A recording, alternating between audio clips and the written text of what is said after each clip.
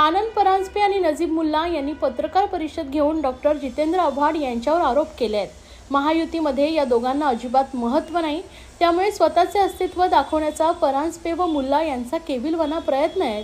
हे आरोप करण्यापूर्वी बिल्डर्सचे प्लॅन अडवून ठाणे महापालिकेच्या 4थ्या मजल्यावरून वसुली कोण करतो आणि ज्यांनी परांजपेंच्या कुटुंबांचे हॉस्पिटलचे बिल भरले ते कपटी मित्र कसे, याचं उत्तर परांजपे मुल्ला यांनी द्यावे, अशा शब्दात जिल्हाध्यक्ष सुहास देसाई, युवक अध्यक्ष विक्रम खामकर आणि प्रदेश प्रवक्त्या रचना वैद्य यांनी वाभाडे काढले आहेत।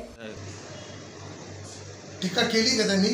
कारण मी काय माहिती का, असे छोटे मोठे लोकांचे काय हे बघत नाही, पण त्यांनी जर टीका केली असेल तर मी त्यांच्यावर एक झरी टीका करेन की जो नाही झाला ठाकरे कुटुंबियांचा, जो नाही झाला एकनाथ शिंदे यांचा आणि जो नाही झाला बापाप्रमाणे प्रेम दिलेल्या जितेंद्र आव्हाडांचा, तो काय होईल दादांचा? हे मी त्यांना सांगतो। अहो, तुम्ही आयुष्यात कोणाचेच होऊ शकत नाही आणि ह्याच्यापुढे तुम्हाला कोणीच जवळ करणार नाही। तुमचा फक्त तो गोळा गुंटा चेहरा हे केले की लोकांना वाटतं, पण तुम्ही काय आहेत, असतील काय साप, हे दुनियेला माहिती। आणि एक दिवस आमचे मित्र नजीब मुलांना सुद्धा माहीत पडली गोष्ट 100%। त्यांनी असा देखील आव्हाड साहेब संपूर्ण ते जी जमीन आहे ती लाटण्याचा प्रयत्न करत आहेत। तुम्ही कव्याच्या विषयावर बोलताय का? आव्हाड साहेब काहीतरी बंगला नाही बनवत का बिल्डिंग नाही बनवते, ते तर कामच नाही, ते बिल्डर नाही आहे।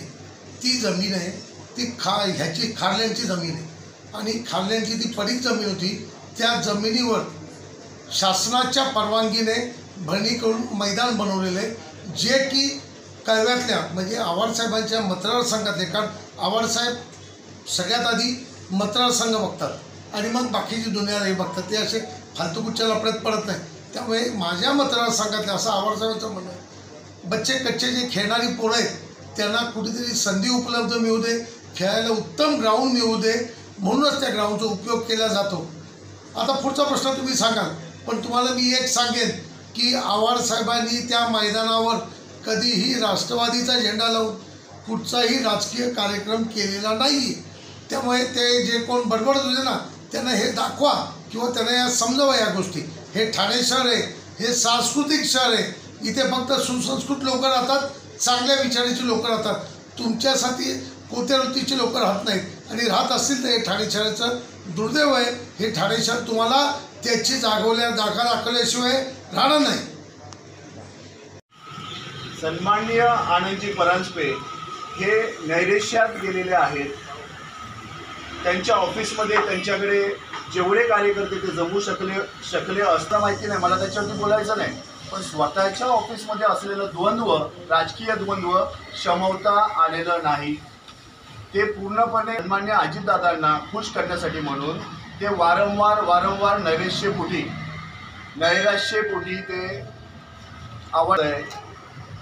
आता हा जो लोकमतचा जो काही ज्याच्यामध्ये भारतीय जनता पक्ष असेल, शिवसेना या घेत नाही आहेत, याच्यावरती काही न्यूज आल्या आणि हे पत्र त्यांच्याच पक्षाच्या त्यांच्याच गद्दार गटाच्या एका कार्यकर्त्यांनी पोस्ट केलेलं आहे।